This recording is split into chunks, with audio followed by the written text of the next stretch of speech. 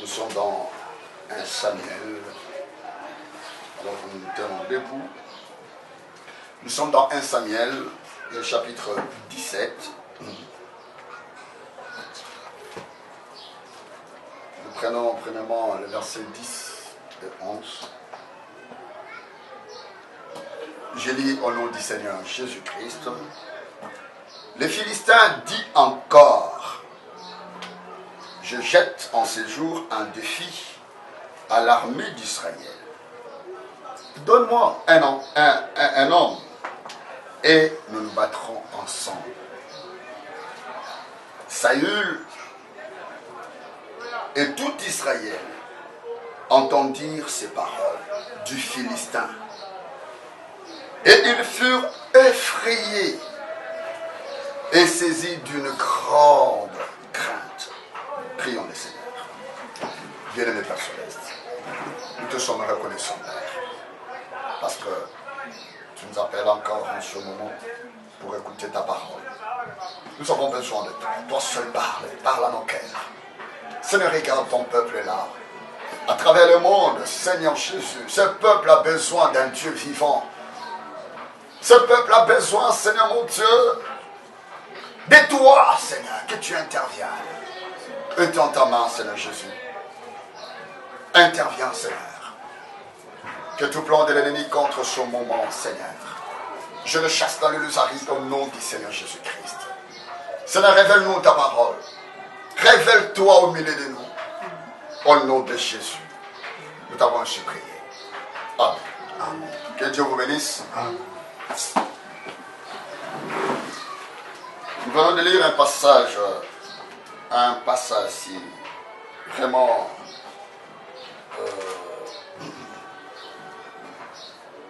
très important. Et la réalité de ce passage, nous voyons cela dans notre vie quotidienne. Chaque jour, c'est un jour de défis.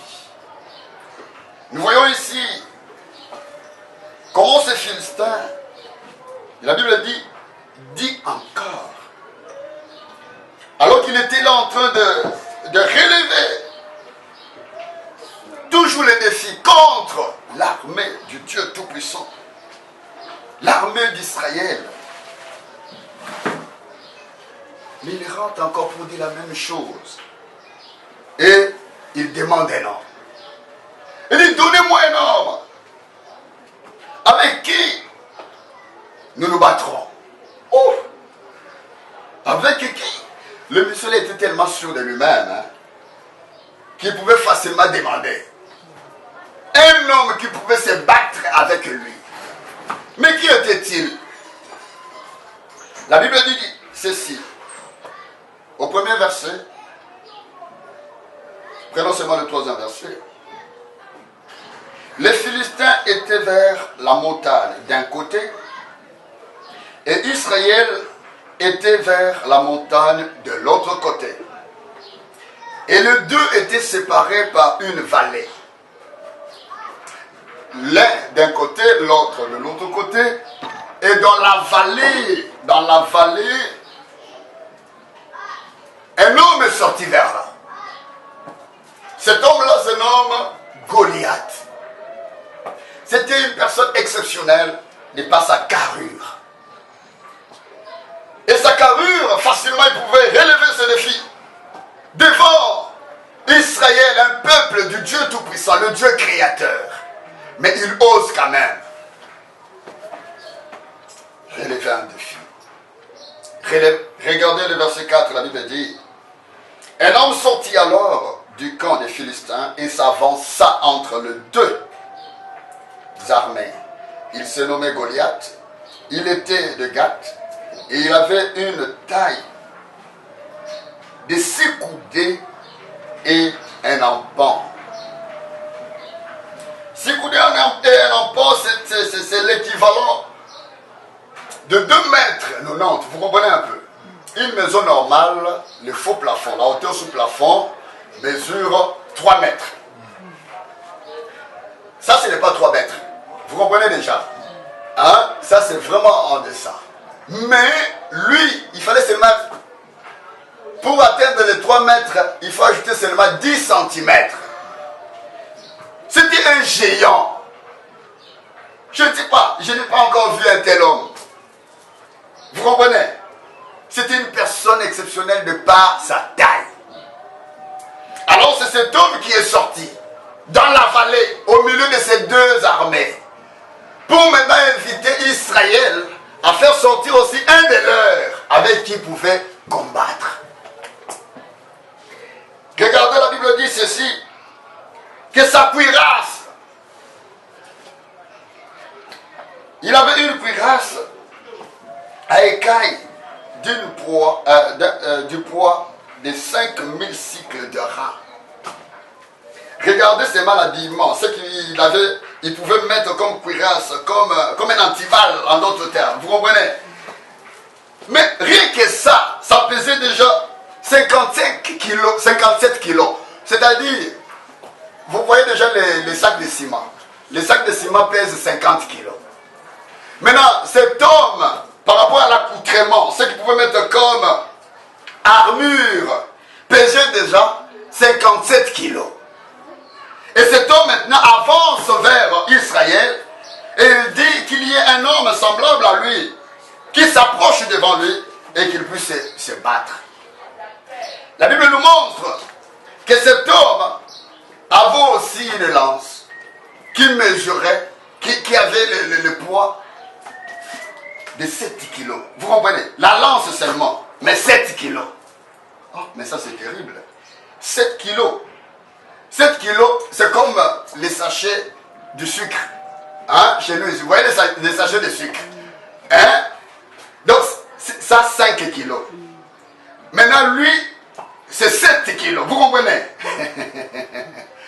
Une telle armée aussi, on te donne. C'est pour cette raison-là que quelqu'un comme David, lorsqu'on a essayé de le revêtir, il a dit non, je ne suis pas habitué avec ça. Il a mis ça de côté. Vous comprenez?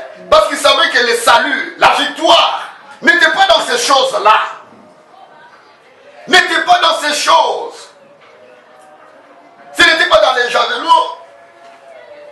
Ce n'était pas dans la cuirasse, dans la lance. Non. Mais la victoire était dans autre chose. Regardez maintenant ce que David dira. Alors qu'au verset 11, la Bible dit, Saül et tout Israël entendirent ces paroles du Philistin et ils furent effrayés et saisis d'une grande crainte.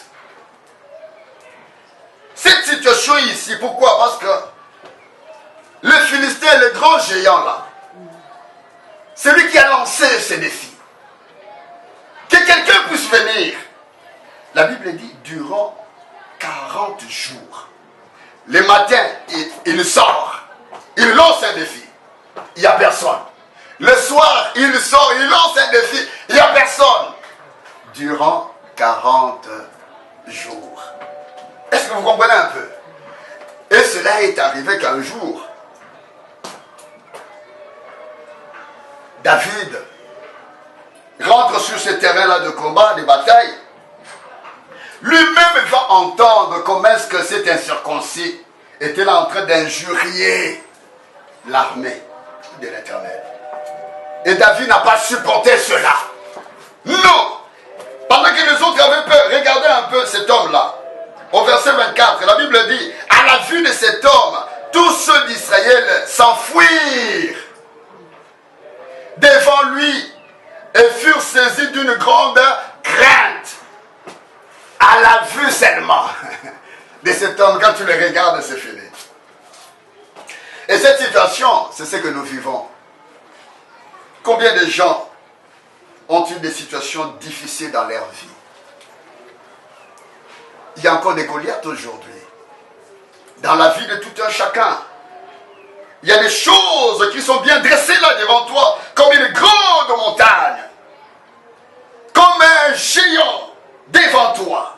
Et tu te dis, mais je n'ai pas la solution à cette circonstance, à cette situation. je n'ai pas la solution. Ça paraît plus grand que moi. Au point même de m'écraser quand je regarde. Je me sens comme une sauterelle devant, vous comprenez, cette situation. Mais, malgré cela, David, regardez ce que la Bible dit, au verset 32. David dit à Saül, que personne ne se décourage à cause de ces Philistins. Vous comprenez? Que personne ne se décourage à cause de ces Philistins. Ton serviteur ira se battre avec lui. Est-ce que vous comprenez un peu ça? Il a fallu qu'il y ait un David, un courageux. Au vu de tout ce qui se disait là, de ce défi-là qui a été lancé face au peuple d'Israël, au peuple de Dieu, il a fallu qu'il y ait un David, un courageux, quelqu'un qui a fait l'expérience avec le Seigneur. Au plus quand Saül l'a regardé, il a dit non, toi tu ne peux pas parce que tu n'es qu'un enfant. Oh, il a dit non. Le problème ce n'est pas au niveau de l'âge. Non. Vous comprenez? L'âge ne sert de rien. Ne sert de rien. Il savait que derrière lui, il y avait quelqu'un par rapport à l'âge. Hein? La Bible dit, son origine date depuis les temps anciens, depuis le jour de l'éternité. Celui-là était avec David. Amen. David, comprenant cela, il a dit non, n'ayez pas peur, que personne ne se décourage. Moi, j'irai à sa rencontre. Qu'est-ce qui te fait peur aujourd'hui dans ta vie? Quoi donc? Une situation quelconque qui te fait peur au point que tu n'arrives même pas à dormir à cause de cette situation.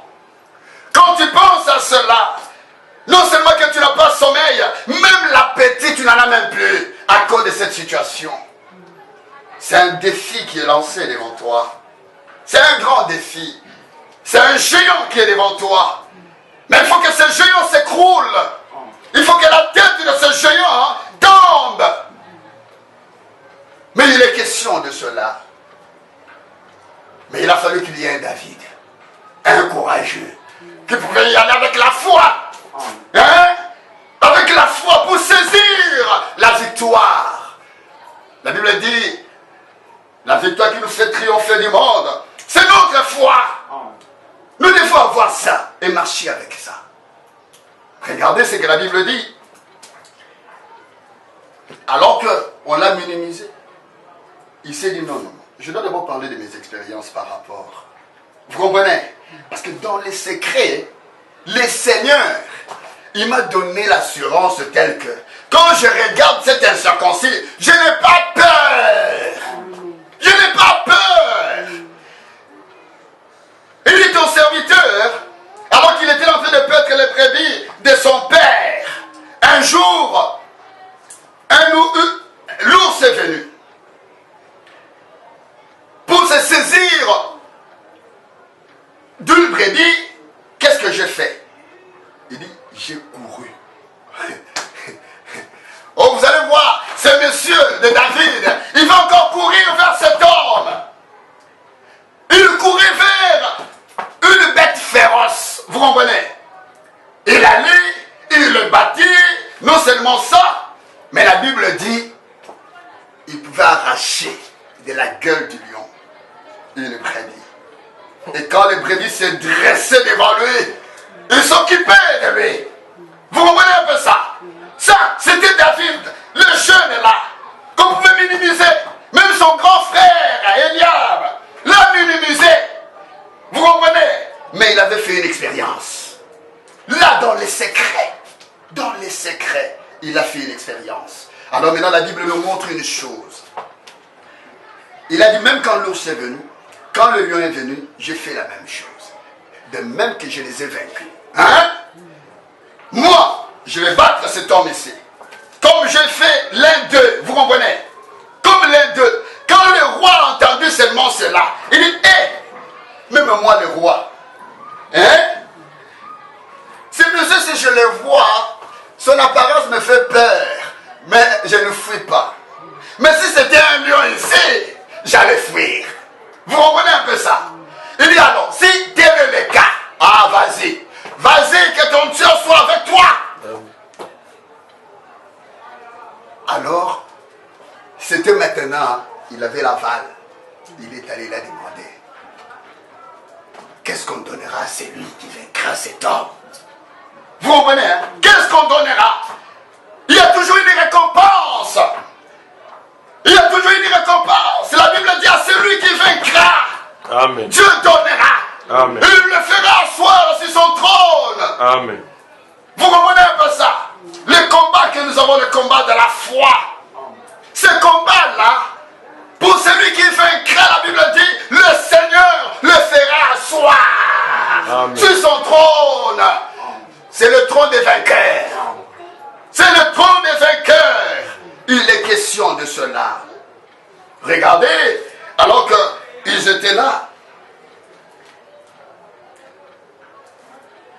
la Bible dit, lui qui demandait un homme, vous comprenez? Il avait besoin d'un homme pour se battre avec lui. Mais dans la Bible, nous voyons aussi qu'on nous a présenté un homme. Pilate avait présenté un homme. Pilate a dit devant tout le monde, voici l'homme. Oh, mais c'est l'homme qui peut nous accorder la victoire. Jésus-Christ.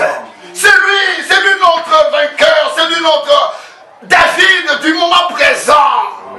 C'est lui qui nous accorde la victoire devant n'importe quoi, devant la maladie, devant le péché, devant n'importe quelle circonstance. Nous avons la victoire en Jésus-Christ. Le Seigneur est tellement merveilleux. Il nous aime. Il nous aime. Il nous aime. Peu importe la situation qui t'agace, le Seigneur est là. Il est là pour toi. David a dit que personne ne se décourage. Et le Seigneur a dit, ne vous inquiétez de rien. Nous n'avons pas à nous inquiéter sur quoi que ce soit. Parce que nous savons à qui nous avons cru. David savait qui était derrière lui. Il savait. La taille ne lui disait absolument rien. La dimension de la situation dans laquelle tu es plongé, que cela ne te dise absolument rien. Parce que tu es un grand Dieu. C'est lui qui est très puissant pour te relever, pour te délivrer de cette situation. Le Seigneur est là pour nous. Il est là. Il est là. Et David, quand il a fallu aller maintenant vers cet homme, alors cet homme a dit, moi, je prendrai ta chair. Hein? Je vais jeter cela. Je donnerai cela aux oiseaux du ciel. Ouh. Ah bon? Pas seulement aux oiseaux du ciel, même aux bêtes des champs. Ah bon? David s'est dit, non, non, ici c'est un combat de paroles. Il faut maintenant moi aussi que je puisse te dire quelque chose. Et dit, toi, regarde, malgré ta taille, au lieu de venir sans armes, mais tu viens vers moi avec le javelot. Vous comprenez? Avec la lance, avec toutes ces choses. Mais moi, je viendrai auprès de toi avec le nom du Seigneur Jésus-Christ. Oh, mais ça c'est formidable. Il a dit avec le nom de l'Éternel que je viendrai vers toi. Parce que notre puissance est dans le nom du Seigneur Jésus-Christ. La Bible dit au nom du Seigneur Jésus-Christ, tout genou fléchira. Et David était là avec ces noms-là. Oh, mais ça c'est formidable. Nous aussi nous avons un nom. Nous avons un nom. Pour vaincre quoi que ce soit, utilisons ces noms. Il n'y a rien de difficulté. Il n'y a rien d'impossible encore aujourd'hui avec ces noms. Le nom du Seigneur Jésus-Christ s'exerce là où quelqu'un est vraiment limité. Il se dit, mais que puis-je faire? Je suis incapable. Il y a un géant qui est devant moi, qui me fait peur. Vous comprenez? Mais le Seigneur est là. Il t'a donné un nom. Le nom du Seigneur Jésus-Christ est une tour forte. Le juste s'y réfugie et se sent en sûreté. Tu ne mourras pas avec cette maladie. Tu ne mourras pas si seulement tu comptes sur le Seigneur. Amen. Tu ne mourras pas. Tu ne mourras pas. Tu as le nom du Seigneur. Prends ce nom. Utilise cela. Sache que ta maladie, c'est un défi que Dieu, que l'ennemi est en train de lancer vers toi. Vous comprenez? Ta situation, c'est un défi que l'ennemi est en train de lancer vers toi. Tu as une situation au niveau de ton foyer. Tu as une situation au niveau de ta vie professionnelle. Tu as un besoin. On peut que les gens lancent tellement de paroles. On peut qu'on te dise, toi, tu mourras cette année. Même le médecin dit que toi, tu mourras. Malgré cela, la Bible dit que Dieu au contraire soit reconnu pour vrai. Hein? Que tous ces mondes-là, prends la parole, mets cela de côté. Considérez la parole du Seigneur. C'est ça notre panneau d'attache. C'est cela notre absolu. C'est cela. Nous n'avons pas un autre absolu en dehors de la parole du Seigneur. Il n'y en a pas. L'ennemi nous lance à chaque fois des défis. À chaque fois. Mais comprenez une chose, que le Seigneur, nous avons notre David. Notre David, le Seigneur Jésus-Christ. Là, à Golgotha, il avait vaincu le diable. Non seulement que Goliath, sa tête a été coupée. La Bible nous montre aussi notre David. Là, à Golgotha, la Bible dit qu'il a écrasé la tête du serpent. Amen. Il a écrasé la tête du serpent. Amen. Nous avons la victoire. Amen. Golgotha, c'est le lieu de notre victoire et c'est le lieu de l'échec de l'ennemi, de ta maladie. Vous comprenez un peu ça? Il est question de cela. Chaque situation qui nous arrive est un défi. Un défi que nous devons relever. L'ennemi s'avance vers nous pour nous défier. Que faisons-nous de cela alors que nous avons un plus fort avec nous? C'est là un jour, lorsqu'il est descendu à la piscine de Bethesda, il a trouvé un homme qui a souffert pendant 38 ans. Cet homme-là, sa maladie était plus âgée même que le Seigneur lui-même. Vous comprenez? Hein? Donc le Seigneur, il est né. Vous comprenez? Cet homme-là était toujours malade. Et le Seigneur est venu le trouver dans cette circonstance, dans cette situation-là. Il était incapable de saisir la bénédiction. Mais lorsque le Seigneur s'est présenté, il lui a dit, que veux-tu que je te fasse? Qu'est-ce que tu veux? Aujourd'hui aussi, alors qu'un défi a été relevé sur toi, le Seigneur s'approche vers toi. Il te pose la question. Qu'est-ce que tu veux qu'il te fasse? Qu'est-ce que tu veux? C'est un défi, mais le Seigneur vient. Il pose la question. Que veux-tu que je te fasse? Tu as besoin de quoi? Qu'est-ce que tu as besoin? Tu as besoin d'une guérison. Cela est auprès du Seigneur. Tu as besoin de quoi? Du Saint-Esprit. Cela est auprès du Seigneur. Tu as besoin d'un sceau d'approbation du Seigneur. Cela est auprès du Seigneur. Tu as besoin de quoi? D'être enlevé. Mais cela est auprès du Seigneur. Le Seigneur est là pour toi. Il a besoin de quiconque qui croira.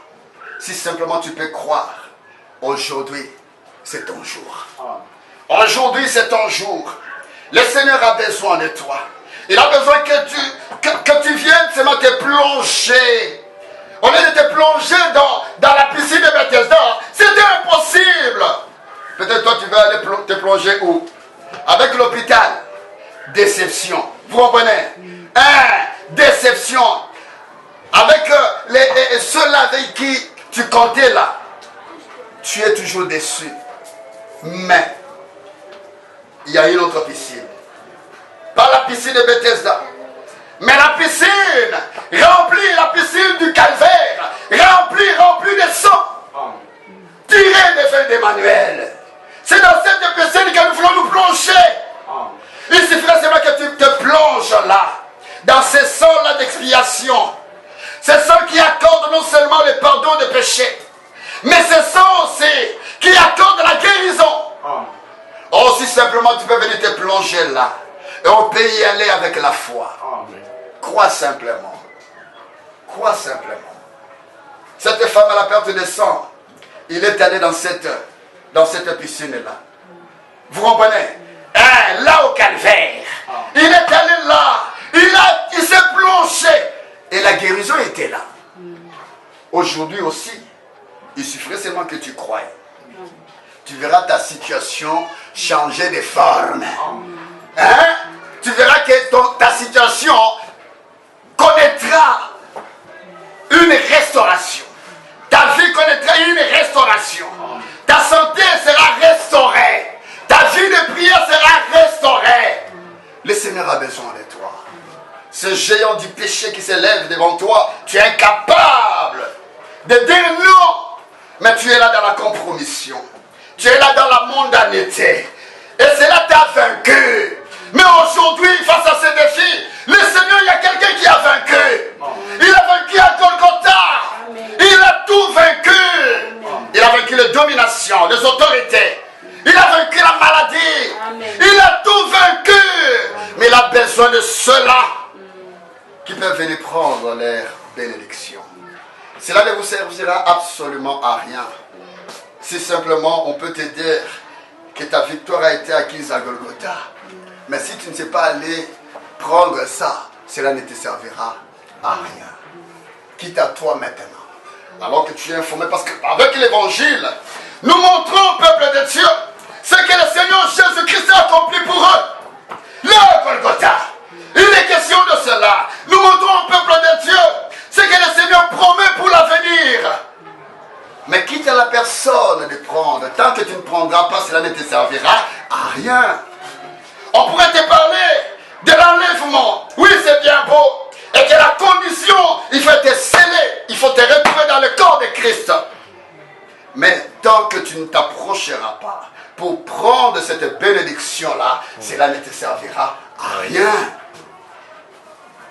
C'est à ce titre que la Bible dit qu'en écoutant, que nous ne soyons pas comme des auditeurs oubliés. Non.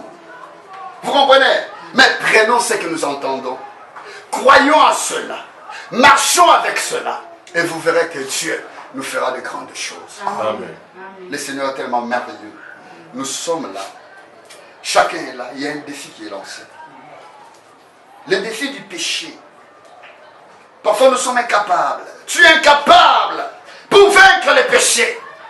Ta langue, tu es incapable de garder cela en bride. Tu es incapable. Tu es dans les mensonges. Tu es là en train de calomnier. Tu es dans toutes ces choses dans lesquelles vous êtes incapable de vous en sortir de vous-même. Mais il y a un. La bonne nouvelle est qu'il y a un qui a vaincu pour vous. Amen. Toi, tu ne peux pas vaincre. Toi-même, tu as montré que tu es vaincu. Tu vis tout en étant vaincu. Mais il y a un qui a vaincu pour toi. Amen. Il a besoin que tu t'approches simplement. Et que tu reçoives cette guérison, cette victoire qui est pour toi en réalité. Que Dieu vous bénisse. Amen. Prions le Seigneur. Alléluia. Jésus, âgé dans ma vie, qui peut l'arrêter? Alléluia, qui peut l'arrêter? Chantons Jésus, Jésus, âgé dans ma vie, qui peut l'arrêter? Alléluia, qui peut l'arrêter? Il est le même hier, aujourd'hui, éternellement. Qui peut l'arrêter?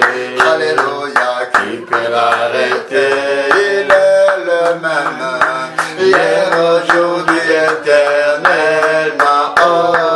Qui peut l'arrêter? Alléluia, qui peut l'arrêter? Chantons Jésus, Jésus, âgé dans ma vie. Qui peut l'arrêter? Alléluia, qui peut l'arrêter? Oh, chantons Jésus, Jésus, âgé dans ma vie. Qui peut l'arrêter? Alléluia, qui peut l'arrêter? Bien-aimé Père Céleste, je voudrais te recommander, Seigneur, à travers le monde, tous ces hommes prédestinés, Seigneur, qui ont bien soupiré, Seigneur Jésus, alléluia, recevoir quelque chose de toi. Seigneur, Nous croyons que face aux défis de la vie, de tout le jour, nous croyons que tu es le seul qui peut accorder la réponse. Seigneur mon Dieu, à leur desiderata. Étends ta main, Seigneur mon Dieu, et accorde, alléluia, la meilleure santé à tous ceux qui sont malades, Seigneur Jésus, qui souffrent, mais qui ont besoin de toi, qui ont compris, Seigneur, que la guérison est seulement auprès de toi. Seigneur, accorde, Seigneur. Que chacun puisse te voir, Seigneur Jésus. Au nom du Seigneur Jésus-Christ, nous comptons sur ta grâce. Sois béni, sois loué le chemin. Que ceux-là qui sont venus pleins, étant plongés dans les problèmes divers, Seigneur, accorde une meilleure réponse pour eux. Au nom du Seigneur Jésus-Christ, étends ta main, Seigneur Jésus. Relève ceux qui sont tombés dans les péchés. Relève-le, Seigneur Jésus. Et accorde la nouvelle naissance, Seigneur Jésus, aux perdus. Au nom du Seigneur Jésus-Christ. Merci, Seigneur, pour ce moment que tu nous as accordé, Seigneur. Bénis la prochaine rencontre, Seigneur. Car c'est dans le nom du Seigneur que nous t'avons su prier. Et nous te disons merci, Seigneur Jésus. Merci, Seigneur. Amen. Que Dieu vous bénisse. Amen. Amen.